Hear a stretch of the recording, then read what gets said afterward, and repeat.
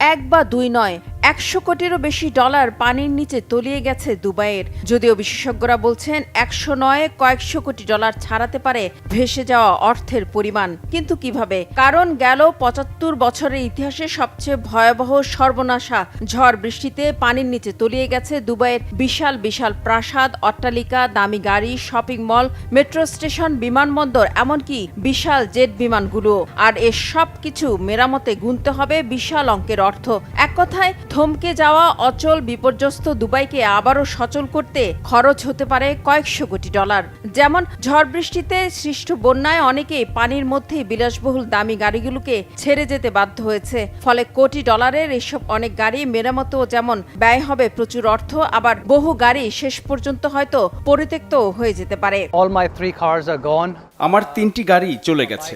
আমি একজন বাইকার, তাই আমি আমার হার্লে ডেভিডসনকে বাড়ির ভিতরে রাখি। সেটাও সম্ভবত প্রায় ১ ফুট পানির নিচে তলিয়ে গেছে। ঘরের সব আসবাবপত্র নষ্ট হয়ে গেছে, নিচের সমস্ত ইলেকট্রনিক্স শেষ হয়ে গেছে। আমরা যতটা সম্ভব উপরের তলায় সরিয়ে নিয়েছি, কিন্তু সামনের উঠোন, পিছনের উঠোন সম্পূর্ণ ধ্বংস হয়ে গেছে। সবচেয়ে নাজুক অবস্থা বিশ্বের দ্বিতীয় ব্যস্ততম বিমানবন্দর দুবাই আন্তর্জাতিক বিমানবন্দরের। কারণ এখনও পুরোপুরি স্বাভাবিক হয়নি তার কার্যক্রম। আর বন্যার পানিতে নৌকার মতো দুলতে থাকা বিমানগুলো চলাচলের উপযোগী করতেও খরচের পরিমাণ হবে বিশাল। শুধু ১৫০০-এর মতো ফ্লাইট বাতিলই নয়, বহু বিমানের রুট পরিবর্তনের কারণে ব্যাপক ক্ষতির মুখে পড়েছে দুবাইয়ের সবচেয়ে বড় উড়োজাহাজ কোম্পানি এমিরেটাস ও ফ্লাই দুবাই। শুধু বিমানবন্দরই নয়, এখনও স্বাভাবিক নয় গোটা দুবাই শহর। ধনীদের বড় বড় সব কোম্পানি থেকে শুরু করে শপিং মল, ছোট ছোট প্রায় সব ব্যবসা প্রতিষ্ঠান বন্ধ থাকায় ঘন্টায় ঘন্টায় লোকসান গুনতে হচ্ছে ব্যবসায়ীদের। ফলে বিপর্যস্ত দুবাইয়ের অর্থনীতি। বিভিন্ন প্রতিষ্ঠানে কর্মচারীদের বাড়ি থেকে কাজ করতে বলা হয়েছে। শহর জুড়ে স্কুলগুলো বন্ধ করে দেওয়া হয়েছে।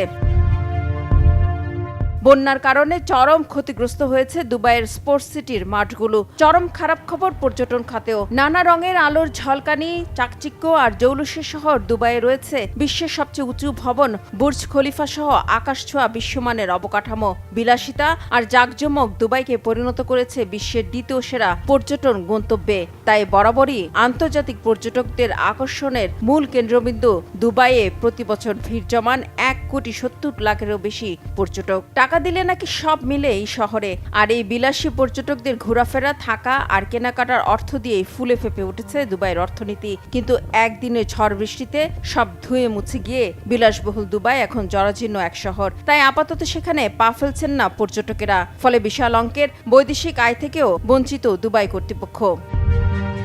এ তো গেল আর্থিক ক্ষতির কথা। ভোগান্তি আর মানসিক ক্ষতিও কি কম ধনী দুবাইবাসীর? পানিতে তলিয়ে গিয়ে আকাশচুম্বী ভবনগুলোতে লিফটগুলো কাজ করা বন্ধ করে দিয়েছে। ফলে দামি দামি ফ্ল্যাটের ধনী বাসিন্দারা কয়েক ডজন সিঁড়ি বেয়ে উঠতে বাধ্য হচ্ছে। অনেক ভবনে তো এখনো নেই পানি, বিদ্যুতের মতো আধুনিক সুযোগ সুবিধা। আবার বহু প্রাসাদ মালিক তো এখনো নিজ ঘরেই ফিরতে পারেনি। সবকিছুই নষ্ট হয়ে গিয়েছে। নষ্ট তাদের শখের সব আসবাবপত্র, লনটুকু মেরামত না করা পর্যন্ত সেখানে যেতেই পারবে না তারা। সব মিলে এক রাতের ভয়ঙ্কর ঝড় বৃষ্টি কেবল আর্থিক ও মানসিকভাবে দুবাইয়ের ধনীদের নাজেহাল করেনি, কিছুটা হলেও আঘাত এনেছে তাদের অহংকারেও। রিফাত জামান, বাংলাভিশন নিউজ ডেস্ক।